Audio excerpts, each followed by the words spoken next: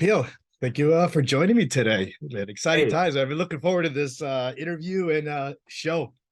hey, thanks, man. I appreciate it. So yeah, man, we're here to talk about your latest role as Neil on NBC's Night Court. Like I said, I grew up. I'm a little bit older than you. I think I grew up with the original. I love the original. I was excited when I heard the news that they're gonna. Would you call this a reboot, or would you call this? I mean, Melissa used the word new boot, and I think that's the best way to to call it because it is a continuation series, and we mention and honor the original series in so many ways, and there's a lot of callbacks to it, and it's safe to say that Harry, Judge Harry, is very much alive in this show, as is the world that was created in the '80s. When you read the script after you got the role, like what went through your mind about all this? This is the funniest shit I've ever seen. And this is my sense of humor. And I grew up watching all those sitcoms, the multi-camera sitcoms, and Mm, it was surreal to me that I am now cast in one. I mean, as a little kid with my daddy, yeah, I used to watch Fresh Prince with him and Friends and How I Met Your Mother and Everybody Loves Raymond. We used to like sit and watch that together, and to be able to do this now, having the actual script in my hand, being cast alongside two sitcom royalty stars, is it was honestly the craziest. It felt like I was in a dream. Did you go back and watch any of the original before preparing for this?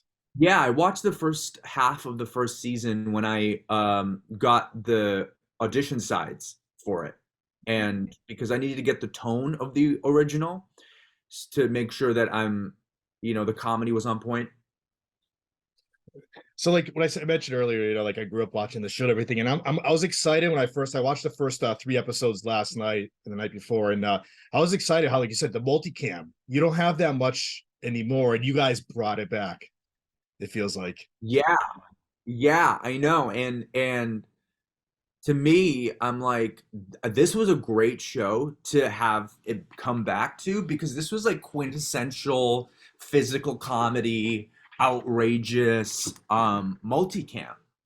This is Mm, like of the '80s, like right when it sort of boomed into the '90s, going into Fresh Prince and Friends and all that stuff. right. This is one of those classic shows that started that upward sort of trend of multi-camera sitcoms. Mm. So you called it like what did you call it? Not a reboot. What did you say? New boot. New boot. What do you what are you hoping for? Like what do you think makes this new boot special? And what are you hoping for like when the original fans of the original come in and watch this and the new fans? The original fans will see that we really honored Harry Anderson's memory, the Mm, original show, the original environment, it's the same sets from way back when, yeah. the same designs, at least I remember Yeah. being told that. There's so much of the same furniture from the original Night Court, the same chairs and tables for the cafeteria, the same couch in Harry's office.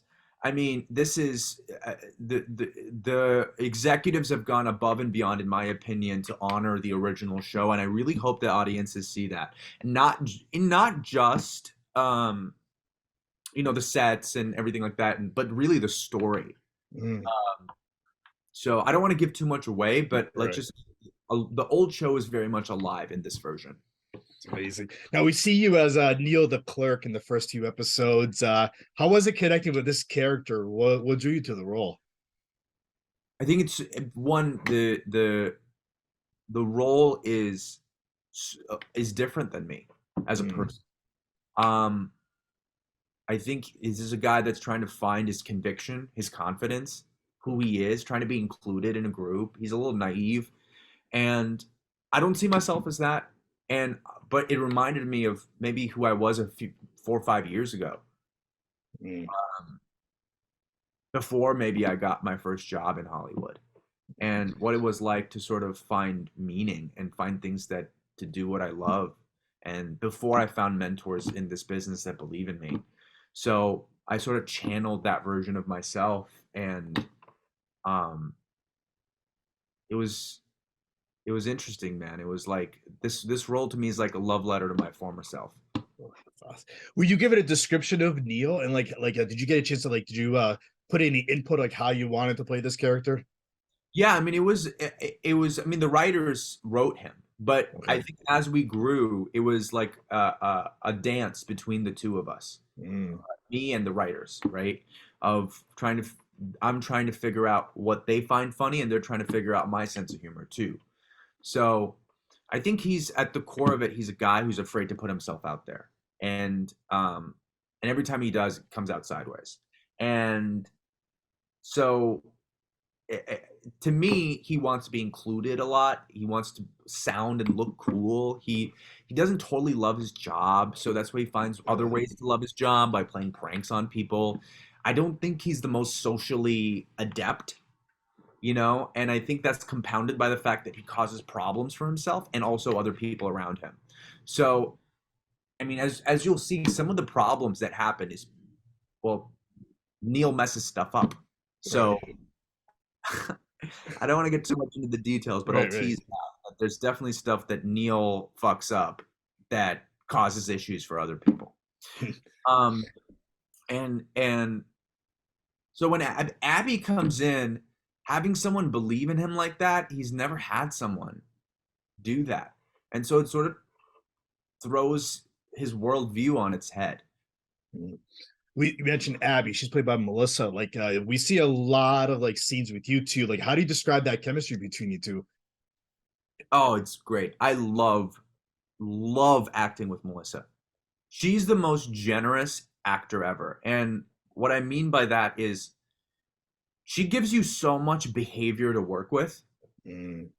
And, you know, because she's obviously incredibly talented. So to me, it's like you're giving me so much to work with. I can just easily have an opinion as my character about what you're doing because I get so much behavior from you.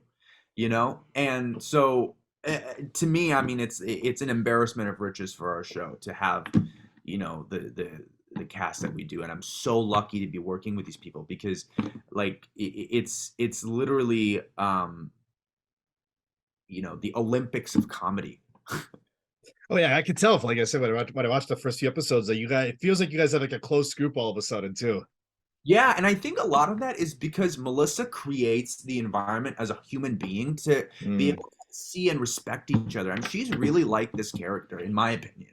She's such a kind human being, and she treats everyone with so much respect. And, she works incredibly hard. And she just comes in and surprises you with a gift sometimes, or just Wow. stops by and listens to you, and like we'll just share each other's day. And it just creates an environment for everyone to care and respect for each other and love each other and look out for each other. And I've never wanted to work so hard for anyone in my life. It's basic. And then we also see John Larroquette return. Did he give you guys any advice about this? Like, since he was coming back on the show, like what he was feeling about it and everything, how you guys should be around this sitcom. Well, you know, I'll let John speak to his about how Melissa and Dan got him to do this, but I know it wasn't an easy process um to get him to do it.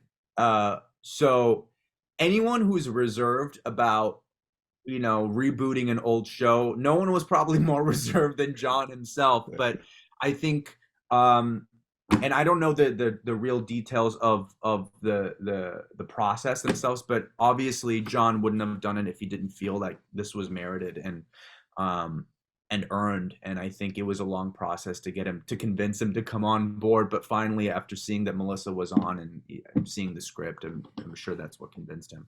And, Um, and watching his character, it looked like he was like right back in it. Like nothing's changed about his character. Nothing's changed. It was like I just got goosebumps just telling you saying that because really it was like watching him and then being in scenes with him. I'm like, I'm acting with Dan Fielding. So, I was it was surreal, man. And in terms of advice, I would say that it was more that, first of all, he's a producer on the show. okay. So he's a producer on the show, so he has input on all, on creative decisions and stuff like that. So, Mm. and we were so lucky to have him because he was part of the original show that he knew when something didn't ring true to the tone of the original show. And Mm. then not only that, just like his work is so phenomenal, and everything that comes out of his mouth is the funniest thing I've ever heard. And so it was like watching a masterclass, and us being able to just sit in and take notes as students. How many episodes are we expecting in the first season that you guys filmed? 8? 16. 16. Okay. All right. Now, have you already filmed all 16? Yep. All right. So now, like, because I'm the question I'm trying to lead to, and is there a certain character on the show that if we see a season 2, do you hope that you can have more scenes with, and why? Um, I would like to have, I would like to explore the relationship between Neil and Dan. Okay. I feel like we tease it a little bit in the first season, but I think maybe in the second season we can develop that a little bit more and see really how Neil can learn from Dan.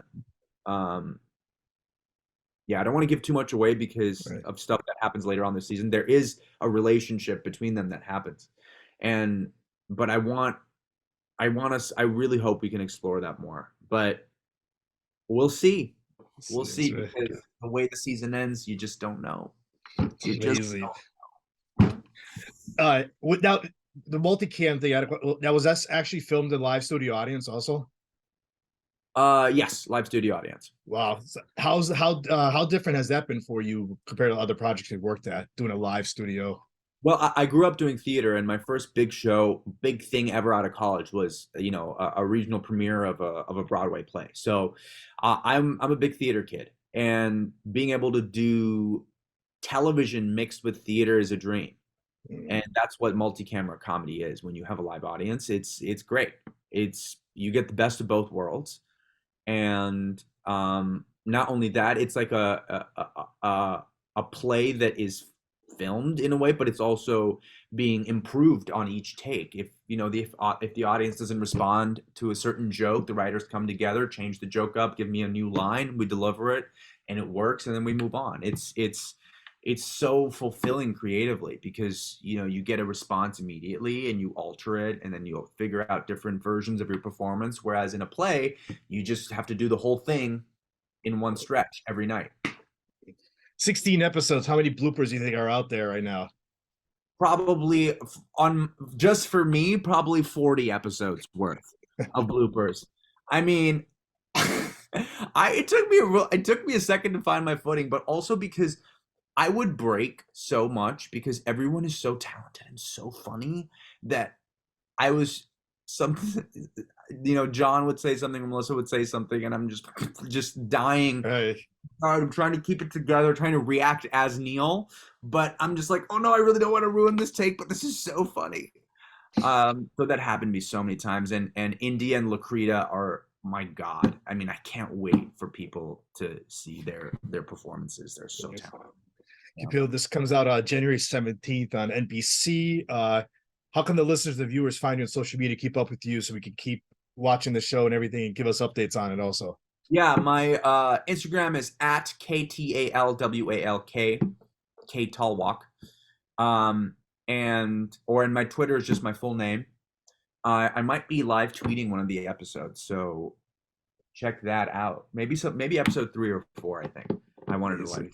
So check me out on those, and I'm pretty active on that. So drop a comment, a message. All right. I can't wait for you to check it out. I want to thank you for giving me a few minutes today. This was great. Yeah, thanks, man. Appreciate it.